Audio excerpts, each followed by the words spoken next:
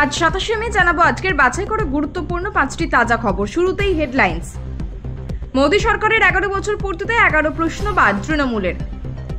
পাকিস্তানকে সাহায্য করে মানেই সন্ত্রাসবাদে মদদ দেওয়া, বিশ্বকে বার্তা অভিষেকের। মর্মান্তিক, বাঁকুড়ায় টোটো দৌরাত্মের বলি ডাক্তারি পড়ুয়া।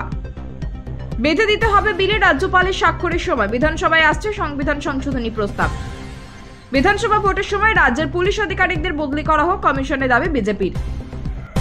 বিস্তারিত খবরে যাওয়ার আগে ভিডিওটিতে একটি লাইক দিন এবং পরবর্তী আপডেট পাওয়ার জন্য চ্যানেলটিকে সাবস্ক্রাইব করে রাখুন। এখন বিস্তারিত খবর। প্রধানমন্ত্রী হিসেবে প্রথমবার নরেন্দ্র মোদী শপথ নিয়েছিলেন 2014 সালের 26শে মে। তারপর কেটে গিয়েছে 11 বছর। 2019 ও 2024 সালে মোদী ভারতের প্রধানমন্ত্রী পদে রয়েছেন।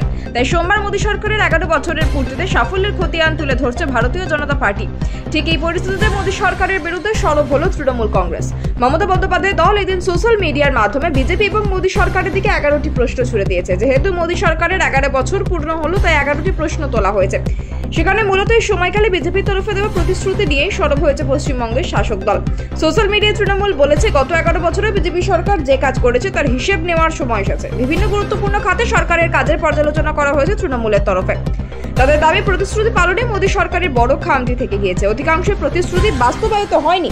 তাই জনগণ কেন্দ্রের বিজেপির নেতৃত্বাধীন এনডিএ সরকারের প্রতি হতাশ। এদিন তৃণমূল কংগ্রেসের তরফে যে প্রশ্নগুলি তোলা হয়েছে তার মধ্যে অন্যতম ব্যাংক অ্যাকাউন্টে 15 লক্ষ টাকা করে দেওয়া এবং 2 কোটি কর্মসংস্থানের প্রতিশ্রুতি। এছাড়া কৃষকদের আয় দ্বিগুণ করার যে প্রতিশ্রুতি বিজেপি দিয়েছিল তা বাস্তবায়িত হয়নি বলেই এদিন দাবি করেছে তৃণমূল। একই সঙ্গে বাংলার শাসক দলের প্রশ্ন, হাওয়ায় চপ্পল করার লোকও হাওয়ায় উড়োজাহাজে উঠবে। বিজেপি সরকারের দেওয়া প্রতিশ্রুতির কি হলো? একটাতে স্মার্ট সিটি তৈরির প্রতিশ্রুতি কেন পূর্ণ হয়নি? ভারতীয় টাকাকে শক্তিশালী করার প্রতিশ্রুতি কোথায় দাঁড়িয়ে?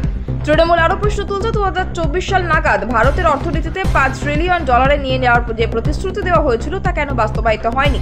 পেট্রোল এবং ডিজেলের দাম কমানোর প্রতিশ্রুতি কেন বাস্তবায়িত হয়নি? প্রধানমন্ত্রী নিজের মুখে বলা কথা, না খাউঙ্গা না খানে দুঙ্গা, এই মডেলে দুর্নীতিমুক্ত ভারতের প্রতিশ্রুতি কেন বাস্তবায়িত করা গেল না? সবকা সাথ সবকা বিকাশ কেন কেবল কিছু মানুষের উন্নয়নে হয়ে গেল? তৃণমূলের মতো দেশের জনগণের প্রতি দায়বদ্ধতার কথা স্মরণে রেখে বিজেপিকে তাদের প্রতিশ্রুতি পূরণের জন্য দায়বদ্ধ হতে হবে।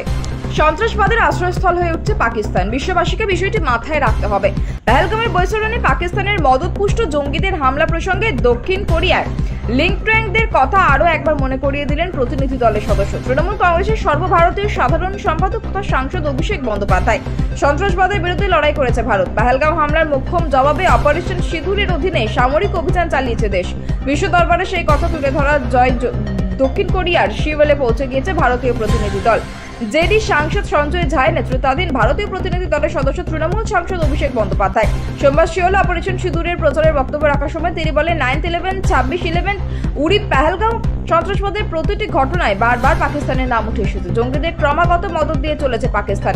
বিষয়টি আমাদের ভুলে গেলে চলবে না। এমনকি ওসামা বিন লাদেনকেও আশ্রয় দিয়েছিল পাকিস্তান, কারণ সে দেশের আবতাবাদে তার হদিশ পাওয়া গিয়েছিল। এরপর পাকিস্তানের সঙ্গে জঙ্গি সংগঠনগুলিকে সাপের সঙ্গে তুলনা করে অভিষেক বলেন, প্রতিবেশীকে কামড়াবে এইভাবে বাড়ির বাগানে সাপ পুষলে ভুল করবেন, কারণ সেই সব বড় হয়ে একদিন আপনাকেও ছোবল মারতে পারে। সাপটা একবার ছেড়ে দিলে যে যাকে সামনে পাবে তাকেই কামড়াবে, এটাই তার বৈশিষ্ট্য। অভিষেকের কথায় সৌজন্য ও নমনীয়তার সঙ্গে শুধু একটা কথা বলতে চাই, পাকিস্তানকে কোনো রকম সাহায্য করার অর্থ হলো সন্ত্রাসবাদে মদত দেওয়া।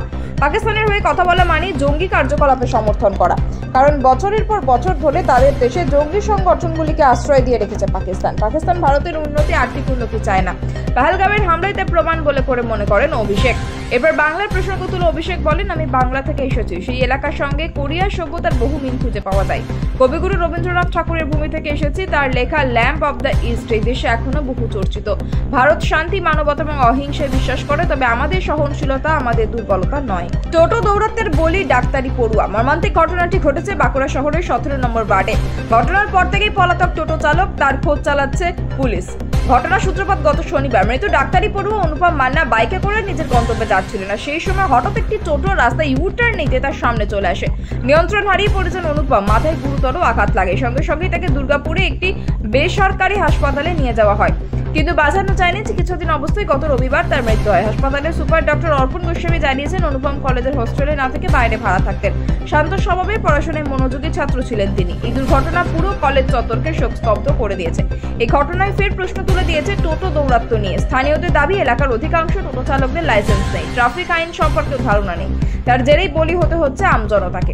পুলিশ সূত্র জানা গেছে টোটো চালক পলাতক, তাকে চিহ্নিত করার চেষ্টা চলছে। প্রশাসনের তরফ থেকে অবশ্য কোনো প্রতিক্রিয়া মেলেনি। আরও এক সংবিধান সংশোধনী প্রস্তাব আসতে চলেছে বিধানসভা অধিবেশনে। দিন কয়েক আগে সুপ্রিম কোর্ট বলেছিল আইনসভায় পাশ করা কোনো বিল রাজ্যপাল বা রাষ্ট্রপতি কেউই অনির্দিষ্টকালের জন্য আটকে রাখতে পারেন না।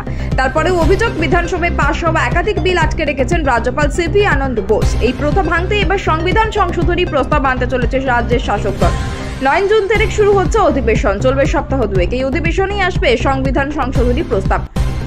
এ প্রসঙ্গে স্পিকার বিমান বন্দ্যোপাধ্যায় জানান, সুপ্রিম কোর্টের জাজমেন্টের পরিপ্রেক্ষিতে যে বিলগুলি রাজ্যপালের কাছে পড়ে রয়েছে সেই বিলগুলিতে অনুমোদন দেওয়ার বিষয়ে রিকুইজিশন আসতে পারে, যে সংবিধান সংশোধনী প্রস্তাব আনা হতে পারে। সেটি কেন্দ্রীয় সরকারের কাছে পাঠানো হবে। যদি একটা সময়সীমা বেঁধে দিতে হয় তাহলে সংবিধান সংশোধন করতে হবে। প্রসঙ্গত, সুপ্রিম কোর্টের 2 সদস্যের ডিভিশন বেঞ্চ রায় দেয় আইনসভায় পাশ করা কোনো বিল রাজ্যপাল বা রাষ্ট্রপতি কেউই অনির্দিষ্টকালের জন্য আটকে রাখতে পারেন না। ওই বিল নিয়ে নির্দিষ্ট সময়সীমার মধ্যে সিদ্ধান্ত নিতে হবে তাদের। সমস্যা হলো এমনিতে সুপ্রিম কোর্ট রাজ্যপাল বা রাষ্ট্রপতিকে এভাবে নির্দেশ দিতে পারে না, কিন্তু সংবিধানের 142 নম্বর অনুচ্ছেদ অনুযায়ী শীর্ষ আদালত সুবিচার প্রতিষ্ঠার লক্ষ্যে আইনের ঊর্ধ্বে গিয়ে বিশেষ রায় দিতে পারে। সুপ্রিম নির্দেশ কার্যকর করতে হলে সংবিধান সংশোধন করতেই হবে। সেই প্রস্তাবই এবার আনা হতে পারে অধিবেশনে। খাতায় কলমে 1 বছরও বাকি নেই পশ্চিমবঙ্গের বিধানসভা নির্বাচন, আর সেই নির্বাচন নিয়ে এখন থেকেই সরববঙ্গ বিজেপি। ভোটের আগে রাজ্যের পুলিশ আধিকারিকদের বদলে চাইছে তারা। আগামী ডিসেম্বর মাস থেকে বদলের কাজ শুরু হোক বলে দাবি জানালেন রাজ্যের বিরোধী দলনেতা শুভেন্দু অধিকারী।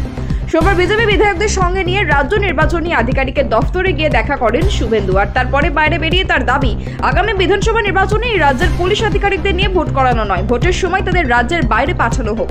শুভেন্দুর মতে রাজ্যের বাইরে যে কোনো জায়গা থেকে এসপি ওসি আইসুদের নিয়ে বসানো হোক।